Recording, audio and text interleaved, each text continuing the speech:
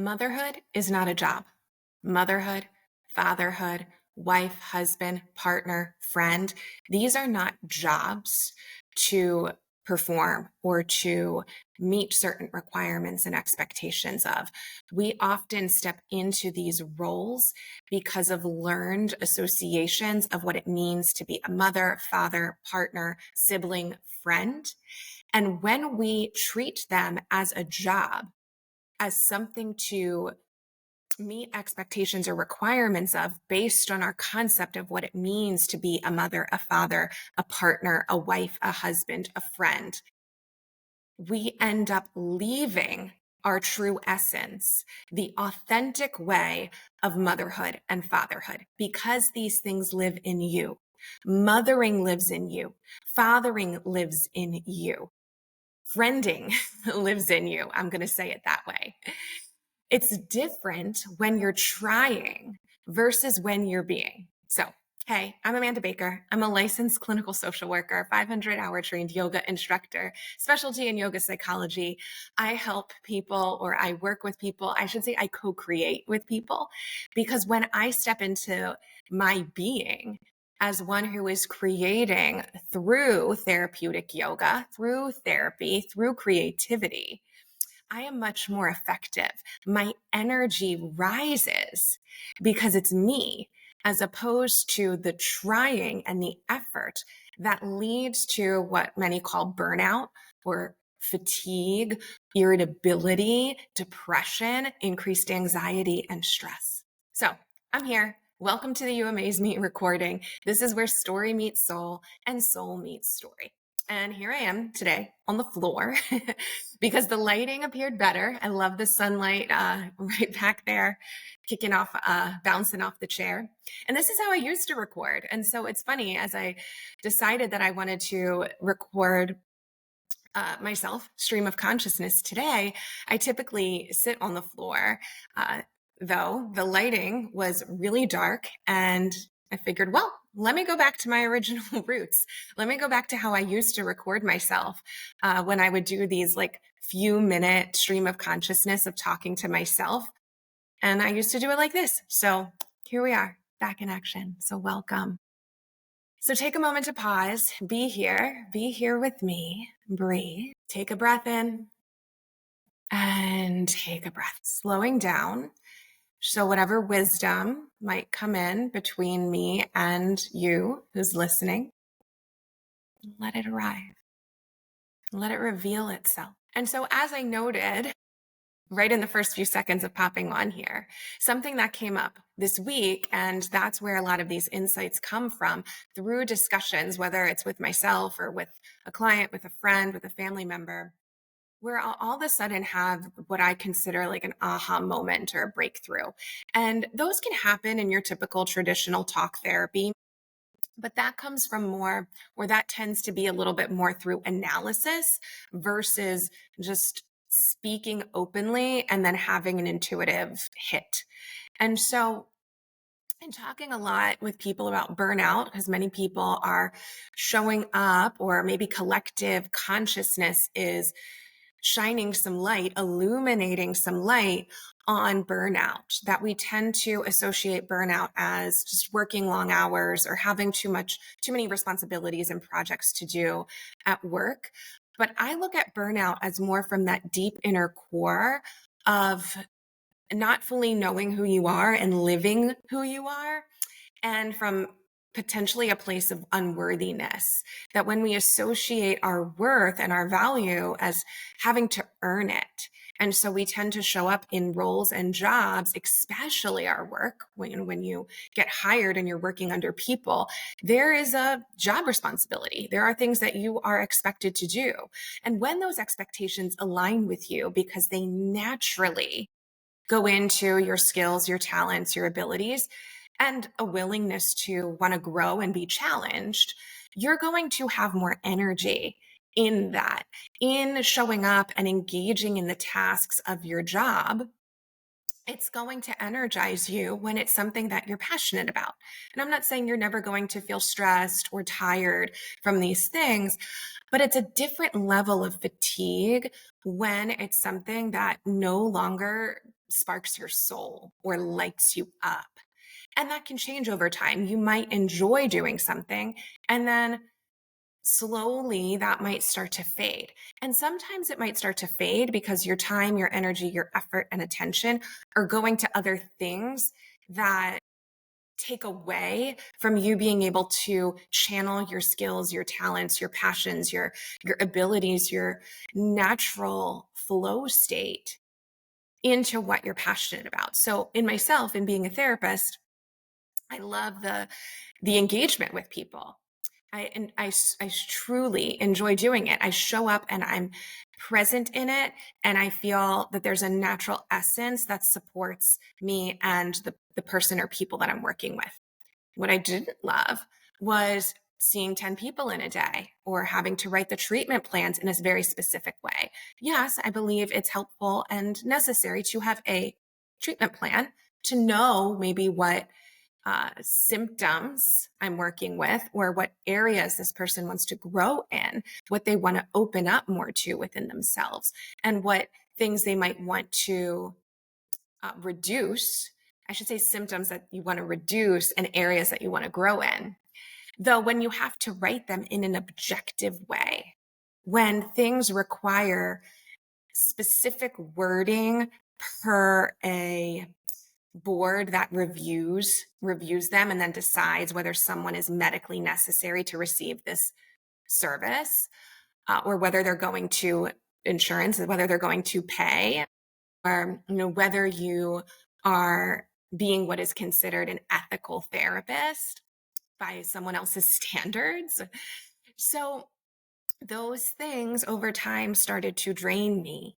And that drained feeling or other sick symptoms, migraine headaches, stomach aches, indigestion, that fatigue, that irritability, that increased anxiety are signals that show you, that are telling you something that, hey, maybe this doesn't align with me. And are you feeling forced to conform? Or is there a courage and willingness in you to consider and critically think about other ways?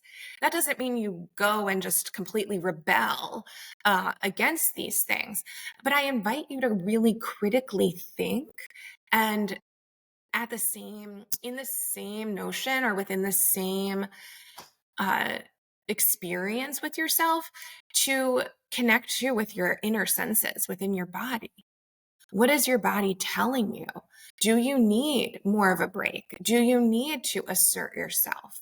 Because in showing up in a job, we can also now translate that to other areas of your life, because you can be exhausted and burnt out, not just in your work, but also in other areas of your life, such as parenting, relationships, friendships, your leisure time, your personal time.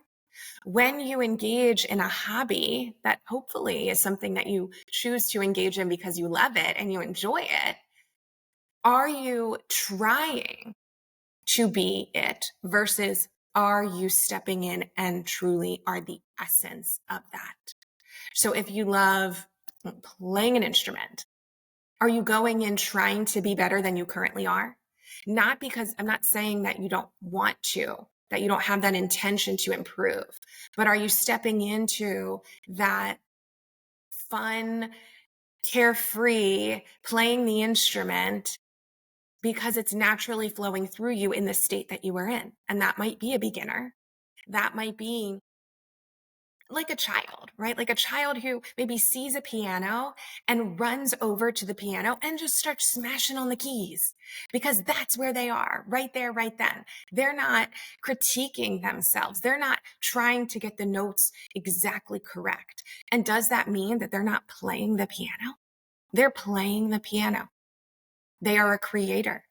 They are a musician. But if we view these things as a job, maybe even out of your awareness, but going in and, oh, being a musician or being a piano player means that I do it in a specific certain way, that I have to follow these instructions or these steps in order to become a better piano player. In order to be a piano player, I first need to meet these requirements. And you might not realize that this is what you are doing. So I encourage you to look at different aspects of your life and really identify, am I treating this with assumptions? Am I going into my relationship as a partner, as a wife, as a husband, believing, and I'm not faulting any of us, and I'm not saying this is even what you're doing, though many of us do. We place expectations on the other person and within ourselves. Am I the partner who is trying to impress this other person? Am I trying to not upset them?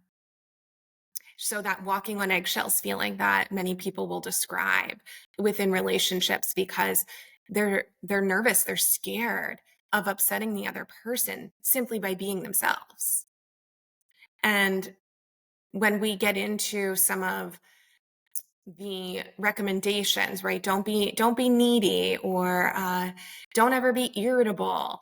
And I think these are natural parts of many people.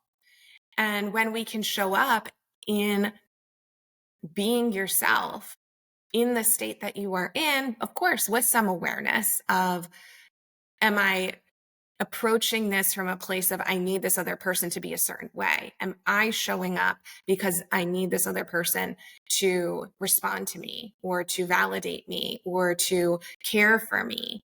We're placing those expectations on them and treating their role like a job, as them having to be a certain way means that we're making it as work, as opposed to naturally letting it unfold and exploring how these things affect you and what intention is behind your action.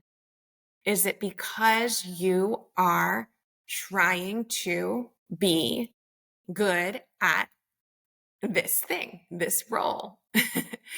It makes so much sense in my mind. So I hope that this is coming out in a way that you understand.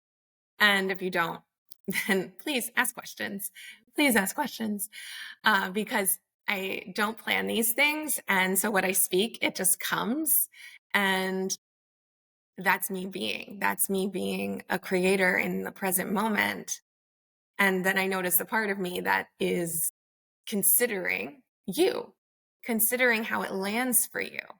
And I think it is important to consider and to be open to different ways of processing and receiving information, and different ways of perceiving life.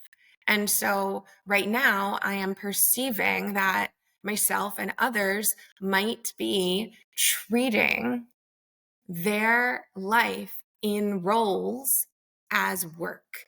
And when things are work, they have a different impact on your energy levels and your mood and your symptoms. And it's hard because we only have so many words with language. So I say symptoms, and symptoms doesn't mean that it's bad. I mean as signals that perhaps you're trying to be something that you're not in the moment.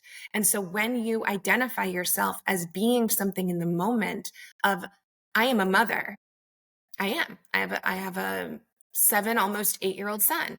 And if I step into that, if I approach mothering as what it means to be a good mom, this is the conditioning. This is, I think, what a lot of the stereotype of a good mom is I'm available, I'm nurturing, I'm listening well, I'm spending time with, and again, there's this like pressure of gentle parenting. And then there's also the, be assertive, be the disciplinarian. And so, of course, different people have different definitions, but we take those definitions and then they go into consideration of what it might mean to be a good mom. And when we set the intention of, Mothering already exists in me. May I naturally trust that I'm a good mom simply because mothering exists in me. I am a good partner simply because partnership exists in me. If there was not the conditioning, how would I show up as a mom? Would my own essence know what to do? Or do I need to be told? Do I need to be taught? I believe we need models, but modeling is different than lecturing and teaching. We learn through experiencing. So when you are experiencing motherhood, and we might not have had the best examples. So then that might mean taking in from other models. You can read the book, but it doesn't mean that you have to try to be what the book says. The books, the experts, the talks doesn't mean try to be what they say. It means let it influence you, let it impact you, and know it is already there. The difference of presence, when you show up presently because you believe mothering exists in me, partnership exists in me, friendship exists in me, it naturally flows through you and it doesn't drain you. And I want that for everyone in the way that they show up in all areas of life. Meaning, you also get to have a job, a work, a career, a type of work, a career that isn't based on requirements and expectations that you don't naturally show up in. So when you naturally show up 90% of the time doing what you love because it's you, the other things that are requirements that are like kind of tedious, you have the energy for. So I'm not saying deny those. I'm saying that look at the majority of the percentage of the time. I knew I wanted to be a therapist, but when I look back at some of the roles that I had played as a therapist, it was because others of the like conditioning and the pressure of this is how you do therapy. And I have my own way. I stumbled into that through my openness. And maybe me modeling that here can offer something for you. This is not the end all be all. This is a perspective to let impact you, to consider it, and then allow it to imprint if it resonates, if it aligns.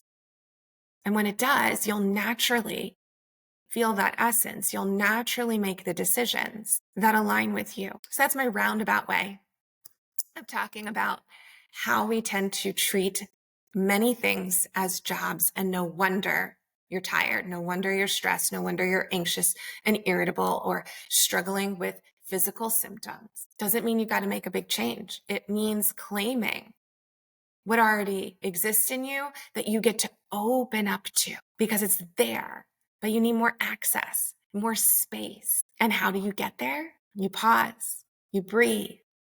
Maybe you move, maybe you write, maybe you talk to yourself on camera or in the mirror. Maybe you go for the walk in nature. Maybe you choose the next smallest step, the smallest step of what you enjoy, of what you love, of an intention that you have. If your intention is to exercise more because you know not that exercise is good for you and the experts say to exercise, but because you know in your heart exercise is something that is a part of you, that is meant for you, but it can be challenging. There can be resistance. So the smallest of smallest steps to that might mean 2 minutes of it, might mean looking up a gym, might mean 1 rep instead of these big goals. What aligns right now?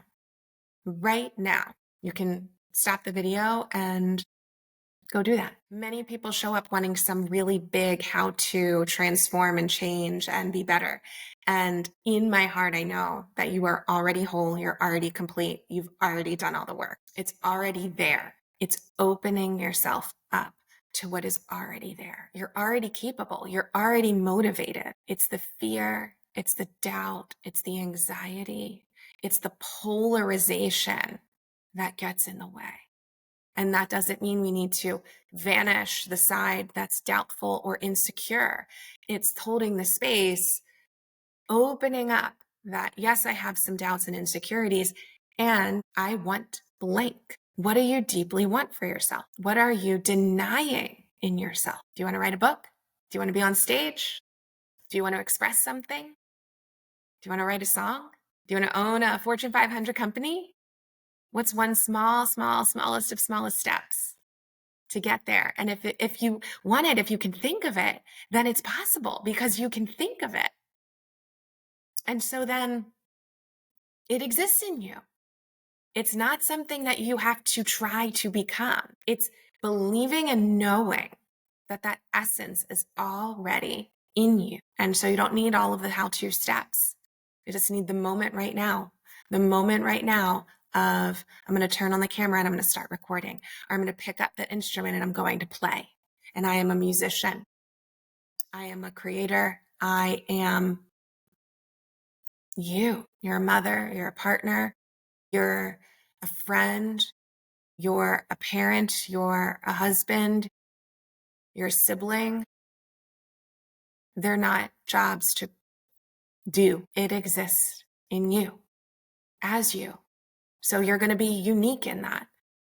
Your way of parenting, your way of being a partner is there underneath the conditioning, underneath, surrounded by the trauma. So I don't mean if you're a partner and you tend to have the insecurity of the anxiousness or the avoidance or the both. It's before that, before whatever modeling or experiences affected you. Go back to that. Imagine the modeling that you needed, the experiences that you needed to be the kind of person that you imagine that you are. Because when you imagine it, that's what's real. Your imagination is so powerful. What you fantasize about isn't just a fantasy. It's possible. May you be it.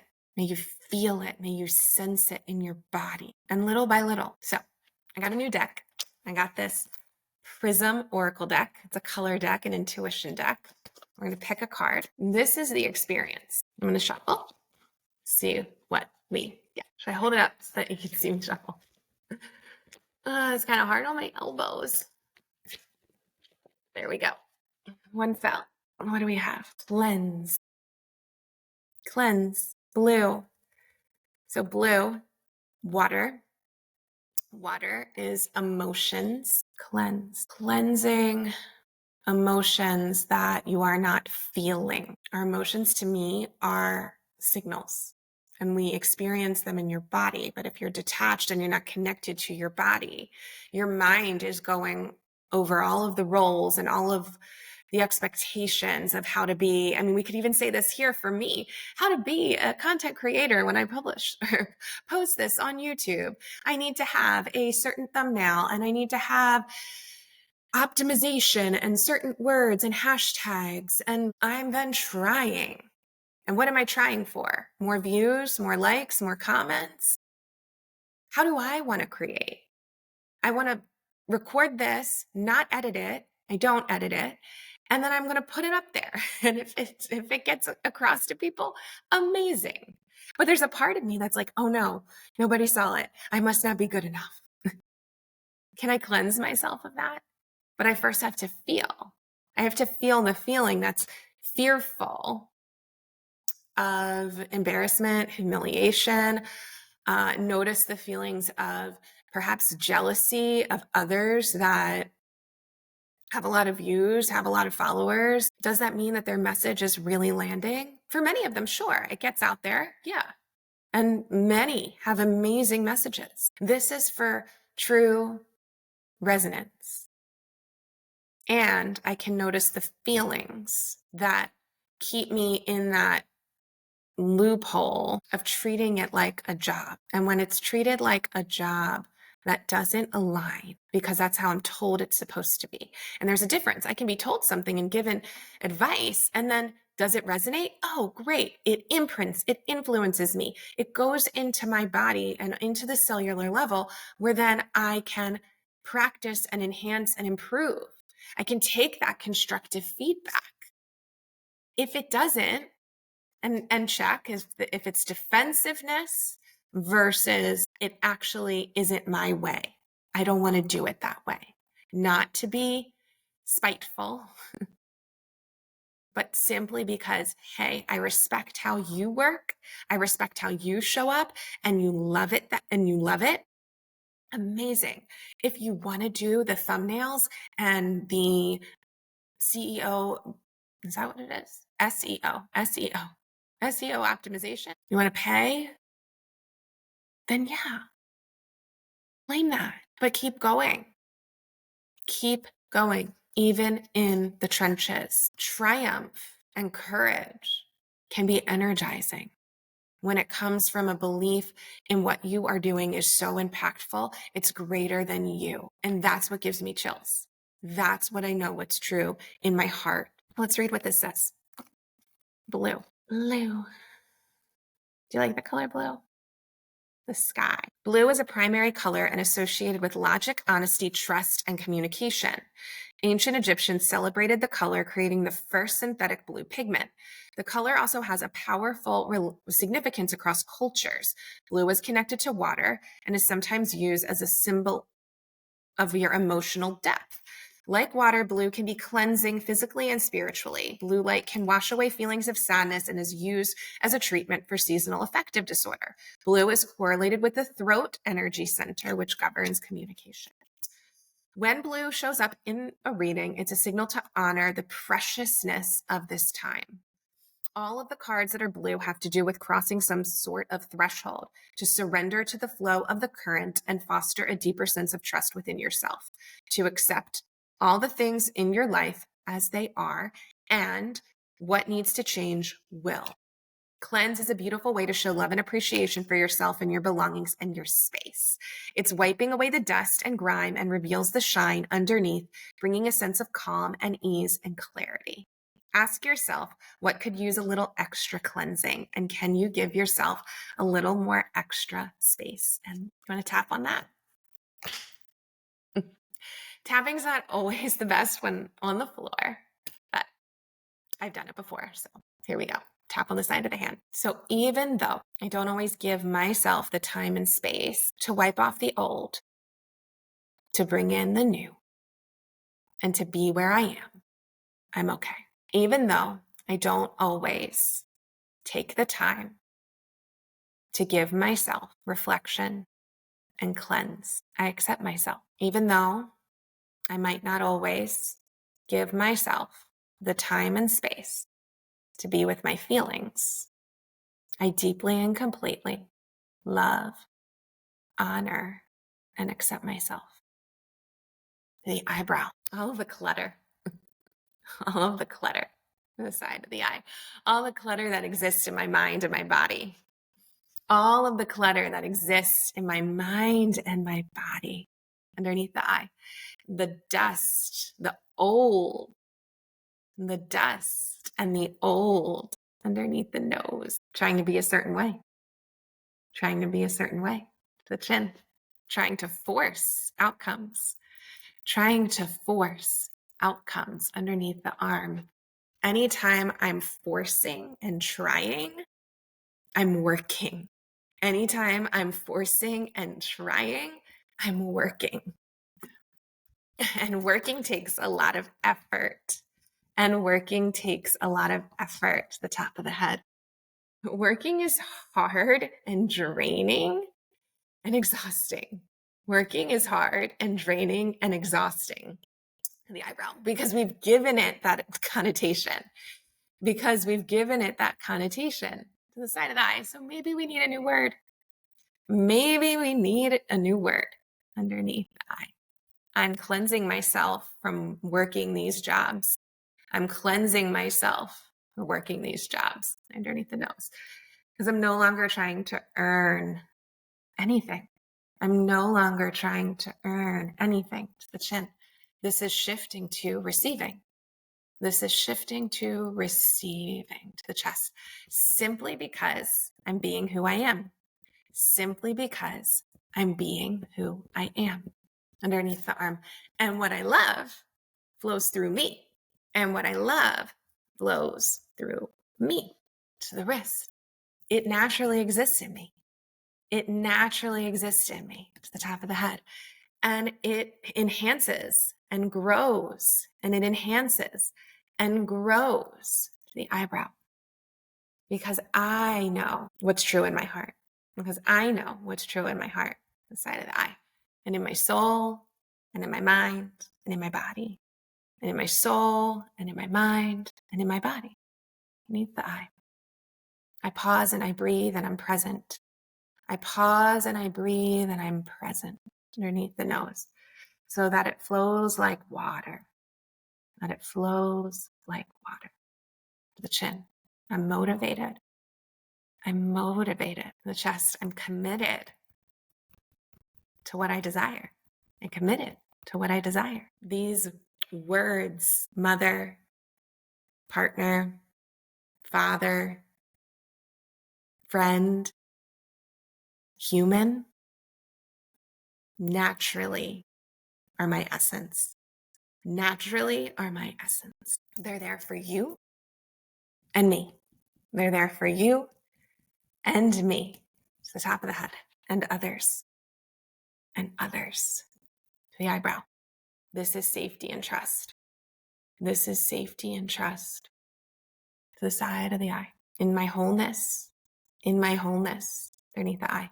In your wholeness, underneath the nose.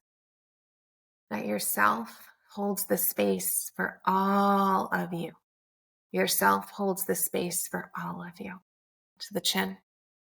Not a job to do. Not a job to do. The chest, not an expectation to meet. Not an expectation to meet. Underneath the arm. An intention to live out. An intention to live out.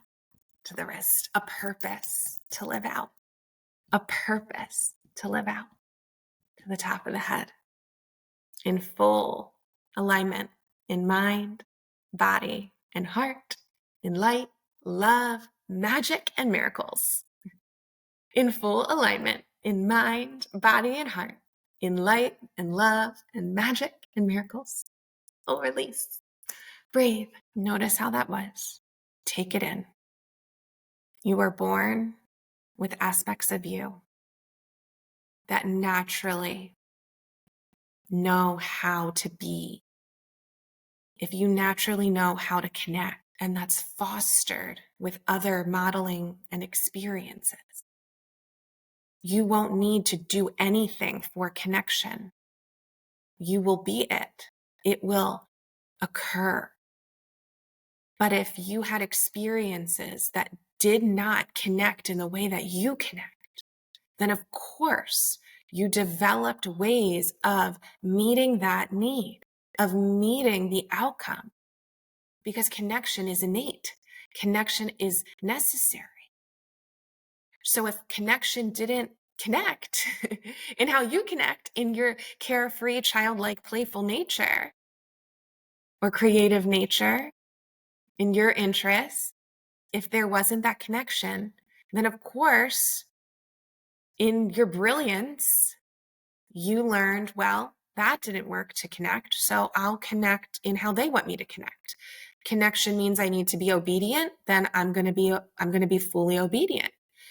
Or to connect, I need to get straight A's, then I'm going to get straight A's. Or to connect, I need to be funny. Oh, yeah.